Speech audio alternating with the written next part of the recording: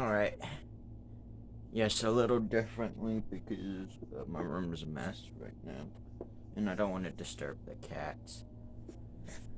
Because I have a bunch of hunting clothes out.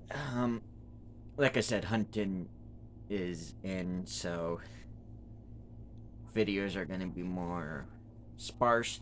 But as you've seen from my community post, if you've seen it, as well as Instagram, if you've seen it, I was out bear hunting today. And I think I found juvenile Bigfoot tracks. Because they're probably about like that. If not a little smaller, probably like that. But they look like a footprint, like toes and everything. So if you haven't already, go to my channel and look at the community post. You can see it. I even, just to make sure you can see it, I've even like circled it. But yeah, that's interesting. The reason why I'm not freaking out too much is because it's just a tiny one. I really don't know what it could be. I mean, I 100% without a doubt believe it's a Bigfoot track. But because it's so small, I'm going, maybe? And, like, I'm having some doubts. Like, maybe someone was, like, had their baby out, but no. No. The more I think about it, the more I know for sure it's not no Bigfoot track, not no human track. Like, it was on top of a mountain. Yesterday, it was 18 degrees, I think. Was it 18 or 14? It was in the teens during the morning. I left during the afternoon. It was only 23 degrees up on the mountain. No one would be out there in barefoot, specifically children. The parents would have messed them up. And it's not no human track, because the strides, I mean, yeah, the two good ones I have are right next to each other. And one foot's like this, or like the same foot's like this. But the strides from, because there was a trail, but it wasn't a good trail. That's why I never took a photo of it.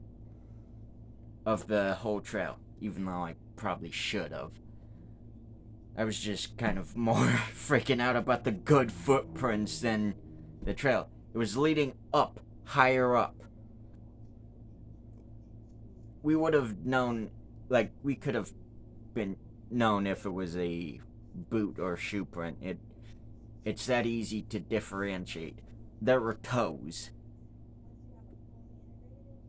But, yeah. It was just heading straight up higher up where there was more snow and where it was colder. I guarantee you, if we were at the peak of the mountain, it probably was 19 or 20 degrees. Or colder. Because it's starting to get around that time where it's gonna be dropping in temperatures now. But yeah. That is a highlight. And there's no giant Bigfoot tracks next to it. So I think I made a discovery, as in, I think Bigfoot leave their parents sooner than we thought. Because these footprints were small. Like, they weren't tiny, but they were small footprints. Like, my foot is probably a little bit bigger. Well, I guarantee it's bigger than my foot's bigger than the footprint. Man, I'm so excited.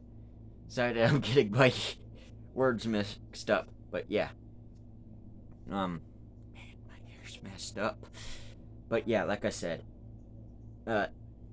my foot's probably bigger than, no? Now looking at my foot, it's probably about the same size as my foot. If not just a hair smaller.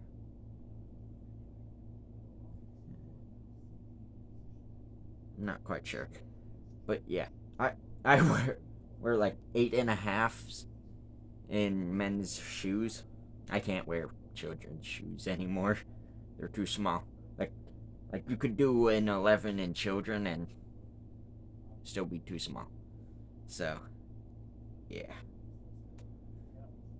But with that being said, I felt it fitting to do a cryptid time. Ow, cryptid time. This would have been episode 40 if my recording didn't flip upside down. Because I had Winters as a co-host, like I did with Ash. But now Winters has eaten, and he's most likely full of poop.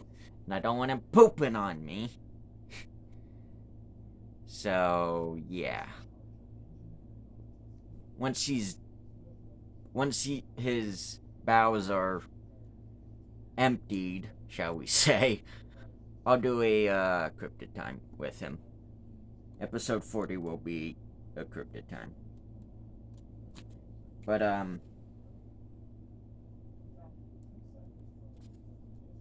yeah. So, let me find this real quick. I was so mad that I just skipped, both of Idaho's things. Because there was only 3.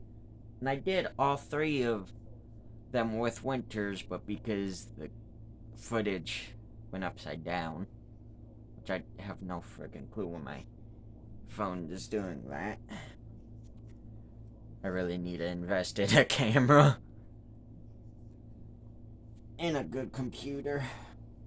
But ooh, yeah, Illinois is where I was gonna do for episode 40 because it was the Enfield monster. But we'll do it now. Ouch. Let's see. Right or my gosh. Should I do the Enfield monster?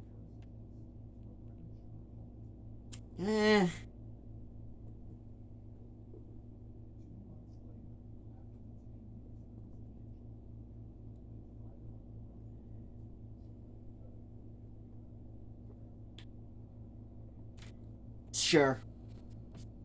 I normally don't like doing these, like, almost storytelling ones where you'd hear in a newspaper.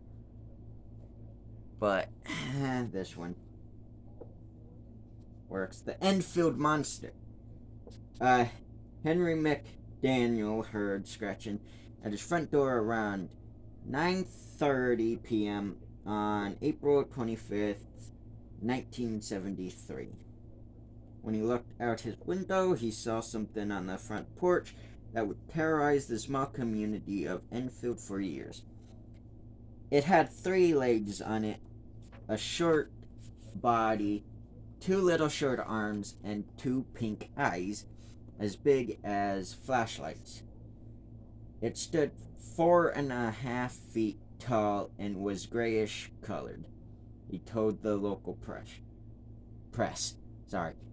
McDaniel shot at the creature, hitting it once. The monster hissed at McDaniel like a wildcat, then jumped like a kangaroo and moved 50 feet in 3 hops. When the local police arrived at the McDaniel house, they discovered dog-like footprints with 6 toes. McDaniel said he saw the monster again at 3 a.m. on May 6th. I saw something moving out on the railroad track, and there it stood. I didn't shoot at it or anything. It started on down the railroad track. It wasn't in a hurry or anything. He told local radio station WWK, I think that says I. Yeah, WKI. The station's news director wandered the area around McDaniel's house and claimed to see a creature that looked like an ape. An extensive search failed to turn up the monster. If they do find it, they will find more than one, and they won't be from this planet, I can tell you that. McDaniel told the local press. Speculation as to the monster's identity ranged from that of an escaped kangaroo to an escaped ape, to an extraterrestrial.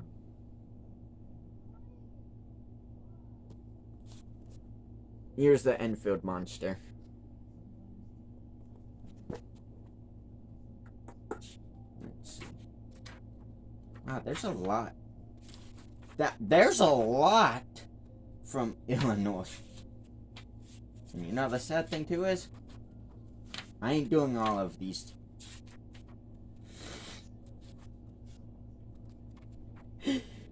Let's see.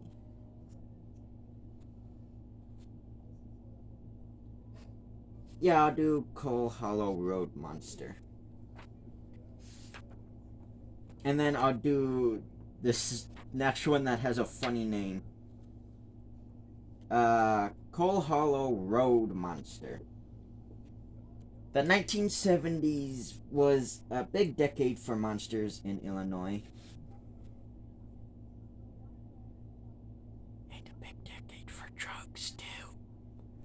Anyways, in 1972, a creature that the locals around Coal Hollow Road called Cohomo, short for Coal Hollow Monster, was seen numerous times south of Peoria, I think. Peoria. The monster was 8 feet tall, covered in white fur, and had only 3 toes. The monster encounters began after a family picnicking at Fond du Lac Park in East Peoria claimed to see unidentifiable light sink behind trees. Oh, also, if anybody lives in these areas and I'm mispronouncing them, I'm sorry. Please let me know down in the comments below how it's pronounced correctly and all of that. Anyways, followed by a trail of smoke. That night, more than 200 calls to the East Peoria Police Department reported the monster, which smelled like sulfur. Although 21 years later, a local man claimed he fabricated the story as a prank that doesn't account for continued monster sightings, including similar descriptions of a beast labeled the Murfreesboro Mud Monster and Bull Valley Monster. If that's the case, I'll do this next one too. Actually, no, I won't. Tuttle Bottoms Monster. That's another funny word. Tuttles. This one's a short one too. In 1963, in the swampy land north of Harrisburg, Pennsylvania has a Harrisburg too. Anyways, a young man with a rifle stopped Saline County Sheriff James L. Thompson and told him he was hunting a monster. The creature was at least 8 feet long, as tall as a pony, and had a nose like an anteater. According to the Harrisburg Daily Register, more than 50 people have reported seeing the creature since 1963, but the Tuttle Bottoms Monster remains a mystery. Okay. Ooh! Okay, well, episode 40 of Cryptid Time. We'll start with some pretty awesome cryptids and a very well-known one in Indiana, because that's the next one. Ooh, okay, I'll do that one afterwards. And then it'll be Iowa. Okay, I'll do that one since it has the photo.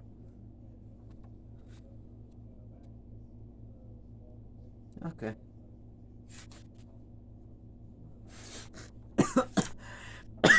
Sorry. I like to look ahead. Ooh. There's another one. Okay. Definitely love this one. Okay, well, here's like people in Kansas are on crack.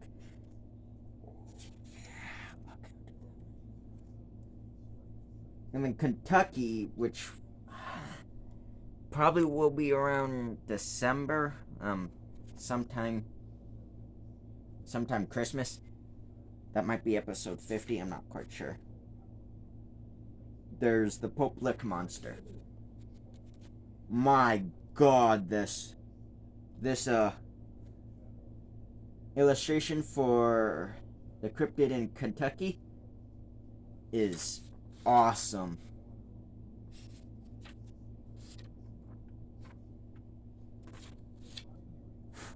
No, wait.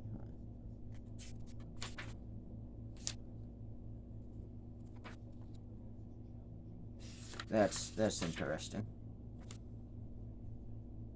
Oh, and then Louisiana, which is right after Kentucky, will be the Rougarou. Oh, seriously, you're gonna?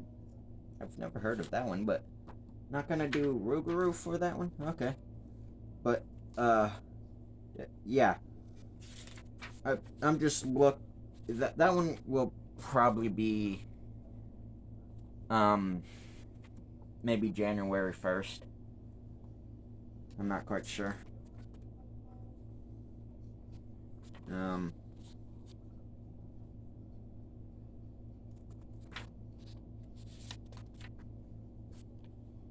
Well,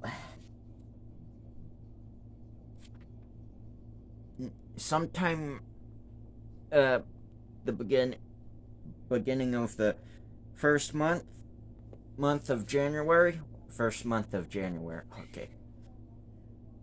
Sometime in January, I should have said. My favorite cryptid will be coming up, which is the Wendigo. So, man, it's short though. So it'll have probably its own episode. But yeah. Then Snallygaster, Goatman. Oh, Pukwudgie. Thunderbird. Dover Demon.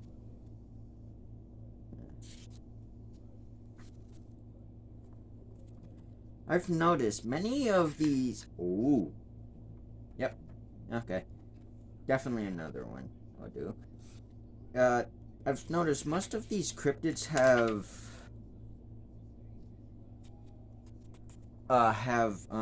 multiple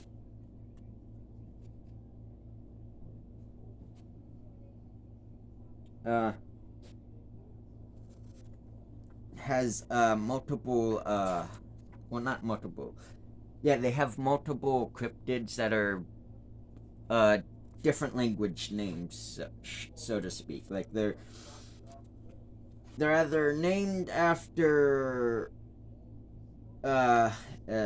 city, state, not state, but like, well, state if you count the Michigan Dogman, which we'll be covering soon. Yeah, like sometimes they're analogies, I think it's called. Not analogies. There's something like they hit the nose right on the hammer right up the nail right. Blah blah blah. I can't figure out what I'm trying to say, but yeah, I think you know what I'm trying to say. But yeah, like I said, there's all of that. Now you know what the schedule's gonna be slightly, so you know what's to come. Um, but yeah, today's been a very weird day, specifically with those footprints. So please go to the post or to my Instagram, look at it, leave me know what you think. But those are definitely footprints, without a doubt in my mind. Those are a young Bigfoot. But yeah. Yeah, so until next time, I'll see y'all on the next hunt, I guess. But yeah.